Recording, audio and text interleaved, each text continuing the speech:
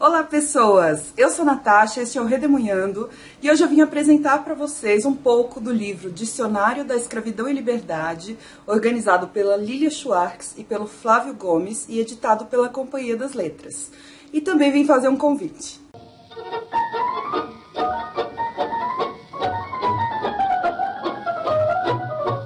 Bom pessoal, eu vou começar apresentando o livro e em seguida eu faço o convite, tá bom?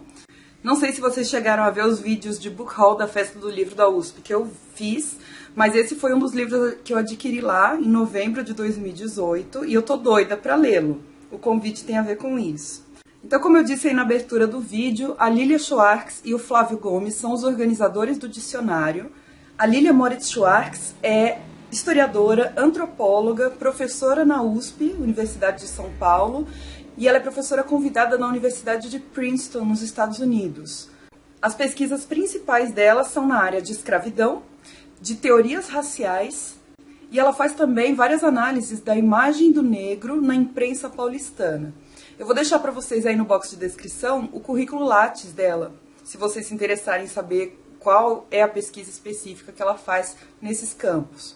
E o Flávio dos Santos Gomes também é historiador e ele é professor na UFRJ, Universidade Federal do Rio de Janeiro. E ele é um especialista no tema escravidão e dentro desse tema ele gosta de estudar bastante a parte de resistência dos povos escravizados. Então ele analisa geralmente mucambos e quilombos. O currículo Lattes dele também vai estar aí no box de descrição. Este dicionário conta com 50 textos críticos, que eu acho que podem ser chamados de artigos ou de verbetes, da autoria de pesquisadores diversos, todos eles ligados ao assunto da escravidão. E aí no final do livro, inclusive, tem uma seção chamada Sobre os Autores, em que a gente pode conhecer um pouco mais de cada um deles, uma espécie de currículo em um parágrafo. Esse dicionário, que foi lançado agora em 2018, trata especificamente da escravidão moderna, que é aquela que ocorreu mais ou menos do século XV até o século XIX, e interligou os continentes que fazem parte ali do Oceano Atlântico. Que fazem parte não, né? Que estão interligados pelo Oceano Atlântico, que são América, África e Europa. Ou seja, ele não vai tratar de escravidão antiga, como Roma Antiga, Grécia Antiga, nada disso. Vai falar da escravidão no Brasil, nos Estados Unidos, no Caribe. E essa escravidão moderna tem repercussões muito diretas até hoje. No Brasil, acredito que a gente pode afirmar com certeza que as consequências mais perversas da escravidão são a desigualdade social e econômica e o racismo. Cada artigo, eu estava olhando aqui no sumário, tem em média 7 a 8 páginas, o que significa que provavelmente não serão artigos muito aprofundados. Afinal de contas, é um dicionário, né? Então a proposta realmente não deve ser a de grande aprofundamento. Eu acredito que os temas serão tratados de forma mais panorâmica, mas vão nos dar muitas referências para estudar o tema que a gente quiser. Então eu também olhei aqui no final e tem várias referências divididas por artigo para a gente conseguir se localizar e conseguir se aprofundar também posteriormente, se quiser. Os autores propõem uma visão dialética entre escravidão e liberdade. A dialética nada mais é do que você confrontar coisas opostas ou aparentemente opostas, mas que na verdade também são complementares. Ou seja, eles vão tentar mostrar como escravidão e liberdade estão intrinsecamente ligados. Eu assisti aqui no YouTube uma entrevista com os dois organizadores no jornal Nexo. Eu vou deixar o link aí no box de descrição para vocês assistirem, porque é um vídeo excelente. Aliás, muito do que eu estou falando aqui sobre o dicionário tem como fonte esse vídeo. E nesse livro, a Lilia e o Flávio pretendem dar destaque aos processos de resistência e de sociabilidade entre os escravizados. Ou seja, dar uma agência histórica para esses personagens, né? Colocá-los como agentes históricos e não como pessoas passivas que sofreram a escravidão somente, né? Porque nós estamos muito acostumados a ouvir na escola, em novelas, em romances. A gente está acostumado a ouvir uma história única de violência de um lado e de passividade do outro, né? Então é como se os senhores fossem extremamente violentos o tempo todo e os escravos extremamente passivos o tempo todo, e a relação se daria nessa dominação agressiva exclusivamente. Essa ideia, por muito tempo, foi difundida na historiografia, nos estudos de história relacionados à escravidão. A de que os escravizados eram vítimas passivas do sistema. E a gente precisa ver que eles negociavam, que eles resistiam das formas mais diversas possíveis. Ou seja, eles eram ativos. O que eu quero dizer é que dentro desse sistema absolutamente cruel, essas pessoas escravizadas encontraram brechas, espaços e voz, e que muitas vezes isso não ficou tão registrado. Ou se ficou registrado, está muito nas entrelinhas. E a historiografia atualmente tem estado muito atenta para esse tipo de coisa. E aí nesse ponto, na entrevista que eu vi, o Flávio Gomes dá ênfase para a importância que as biografias de pessoas escravizadas estão tomando dentro da escrita da história. As biografias têm sido utilizadas principalmente em países de língua inglesa, né, em especial os Estados Unidos, de maneira que a gente analise como trajetórias individuais refletem de alguma maneira todo um processo histórico, ou pelo menos um viés desse grande processo histórico que é a escravidão. É como se por meio dessas trajetórias individuais nós conseguíssemos vislumbrar mecanismos mais gerais e mais estruturais e de novas perspectivas. Esse tipo de abordagem nós chamamos de microhistória. Ele ficou muito conhecido com um historiador italiano chamado Carlo Ginzburg, principalmente com o livro O Queijo e os Vermes, em que ele analisa um processo da Inquisição na Europa, lá na Itália, e a partir desse processo do Tribunal do Santo Ofício, ele pensa como é que as sociedades europeias lidaram com essa coisa da caça às bruxas, com essa cultura nova, moderna, entre aspas, que estava surgindo aos poucos.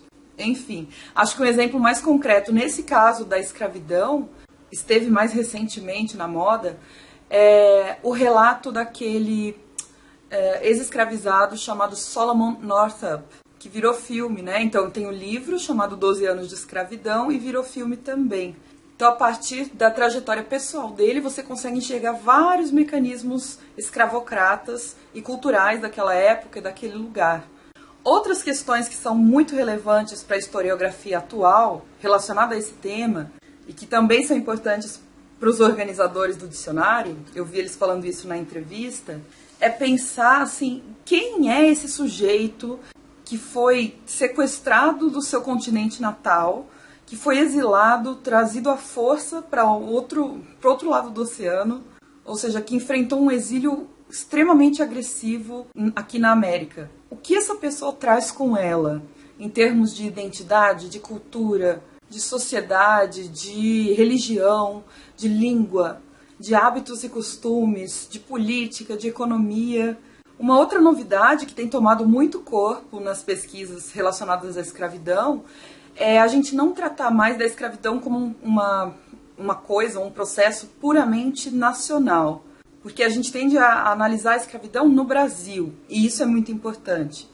Mas agora se olha para o Atlântico, como eu falei no começo do vídeo, né? Então você olha o Oceano Atlântico como um elemento que conectou e que possibilitou que esse sistema se estabelecesse de maneira tão eficiente e tão lucrativa.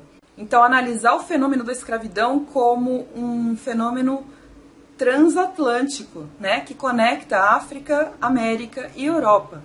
Porque o oceano, além de funcionar como um meio de transporte, ele também possibilitou a circulação de ideias, a circulação de cultura material, que é algo que a gente tende a desprezar. E é riquíssimo, né? Mais uma questão colocada atualmente, que não era tão pensada nas gerações anteriores, é a de refletir sobre a escravidão sob uma perspectiva de gênero. Ou seja, quais eram as especificidades de uma mulher que foi escravizada em relação a um homem? E talvez o que mais conecte tudo isso, né, que eu estou falando, que está colocado aqui nesse dicionário, é justamente a questão da diversidade que havia dentro da própria escravidão. Tanto que os autores, ou melhor, os organizadores, propõem que a gente fale de escravidões, porque havia várias formas de escravização e de trabalho forçado, várias possibilidades de resistência, várias formas de socialização entre os próprios escravizados, várias identidades que se formaram com a diáspora, e diáspora é como a gente chama a migração forçada e dispersiva dos povos africanos, Como eu falei, o sequestro dessas pessoas para o trabalho forçado, especialmente para o continente americano, aí nesse período que eu falei, do século XV ao século XIX. Então, olhando aqui no sumário do dicionário, eu vi, por exemplo, que eles vão tratar dos lugares de onde vieram vários grupos de pessoas escravizadas.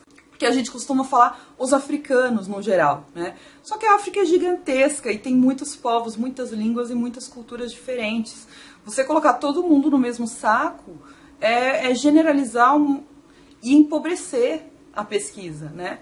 Então eles vão tratar de várias regiões diferentes da África, vão falar aqui nesses artigos de indígenas, de homens e mulheres, como eu falei, dessa diferença, vão tratar da questão da maternidade dentro da escravidão, da família, da imprensa negra, das doenças, das irmandades, do letramento e da literatura, da morte, dos rituais que cercavam a morte, das diferenças regionais dentro da própria América Portuguesa. Então, pelo que eu dei uma olhadinha aqui, vamos falar de como se dava a escravidão na Amazônia, de como ela se dava nas áreas que a gente estuda mais, do Sudeste principalmente, do Nordeste também, mas vai falar também das charqueadas no sul do Brasil, além de temas mais tradicionais, como a demografia, a economia, o sistema penal, os quilombos e o processo abolicionista, que são abordagens muito tradicionais e extremamente bem-vindas, especialmente com dados tão atualizados quanto de 2018, né?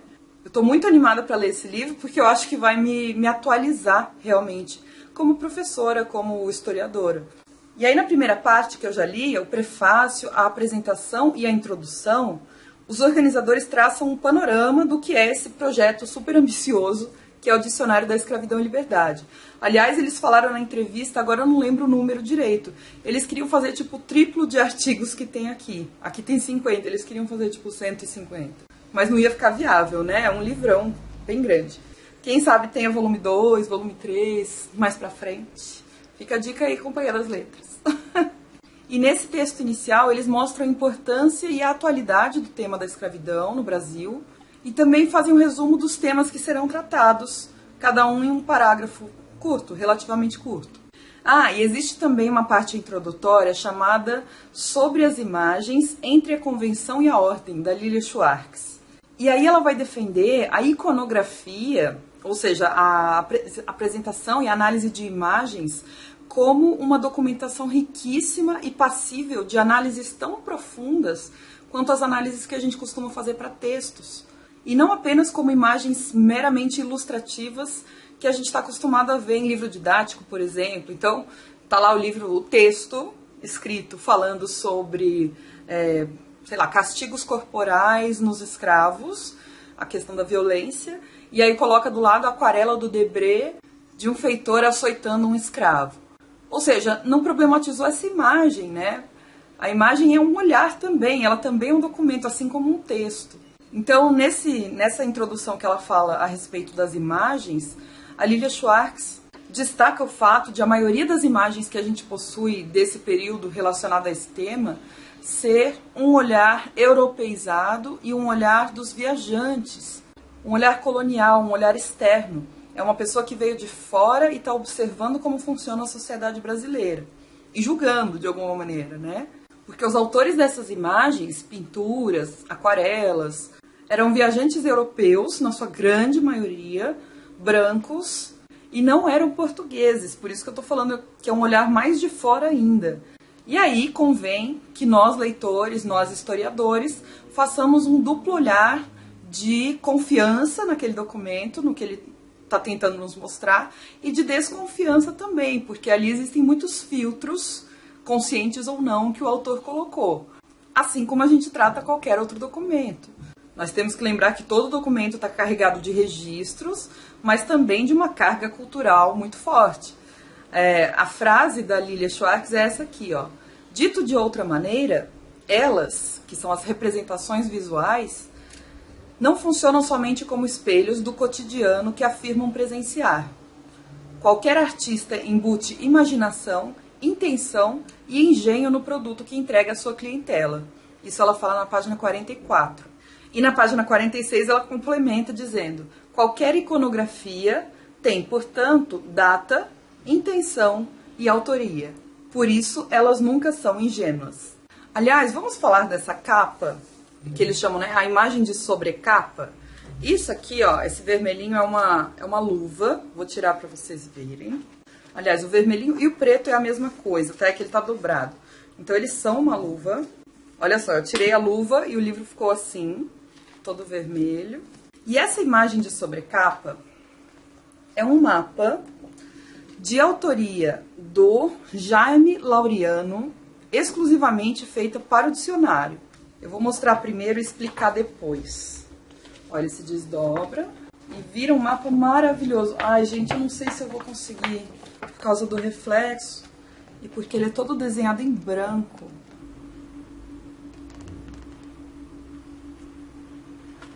Espero que esteja dando para ver um pouco. Esse mapa foi desenhado com pemba branca, que é um giz utilizado em rituais de Umbanda, e também com lápis dermatográfico sobre algodão preto. E aí eu vou deixar um link aí embaixo para vocês de um outro vídeo que tem aqui no YouTube, em que o próprio autor explica o porquê dele utilizar essa pemba branca, esse giz branco, que tem a ver com a Umbanda. Porque parece que nos rituais de Umbanda, e aqui eu vou tentar reproduzir mais ou menos o que ele disse, mas vejam lá ele dizendo, né, da boca dele, porque bem provavelmente eu vou falar alguma coisa errada ou superficial. Mas basicamente, pelo que eu entendi, nesse vídeo ele falava que utilizar essa pemba no chão durante o ritual de Umbanda servia para criar uma geografia própria. E isso tem todo um significado ritual mesmo, um significado meio espiritual. Vejam lá o vídeo que é bem bacana. Então, enfim, tô terminando, calma. O sistema escravista no Brasil durou 4 séculos, praticamente 4 séculos, e suas repercussões são absolutamente presentes até hoje, passados 130 anos, 131 anos em 2019, da abolição da escravidão, que foi em 13 de maio de 1888. Como eu falei, o racismo e a desigualdade socioeconômica que existem no nosso país são consequências diretas, gritantes e violentíssimas desse sistema. É uma estrutura impossível de ser ignorada e ela deve ser estudada e debatida o máximo possível. Por isso, e agora vem o convite, o Darwin, do canal Seleção Literária, e eu estamos propondo uma leitura conjunta do Dicionário da Escravidão e Liberdade. Nós pretendemos começar agora em janeiro de 2019.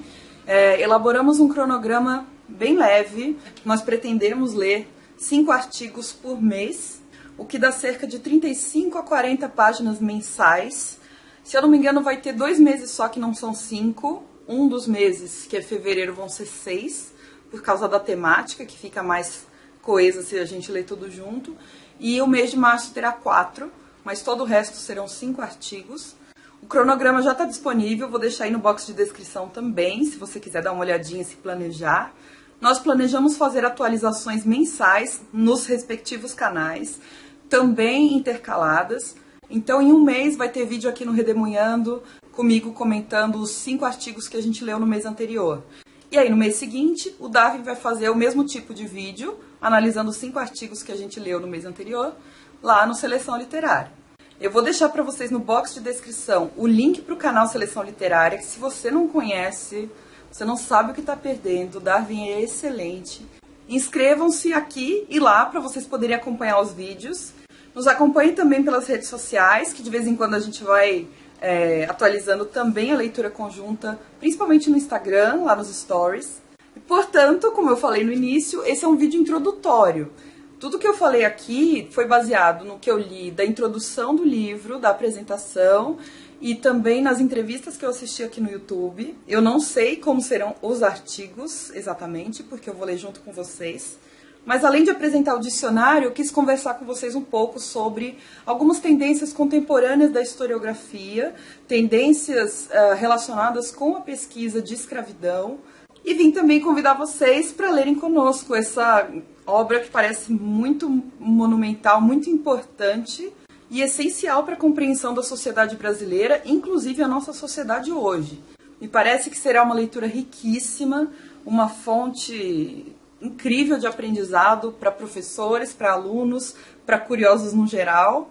ou seja, pessoas leigas que se interessam pelo tema. E como vocês podem ver, as minhas expectativas estão altíssimas, tá bom? Vou parar de falar. Se você quiser adquirir o Dicionário da Escravidão e Liberdade pelo meu link na Amazon, está aí na descrição do vídeo. Comprando por esse link, você não paga nada mais por isso e ajuda o Redemoinhando. E venham ler com a gente, tá bom? Um beijo pra vocês, até o próximo vídeo e tchau!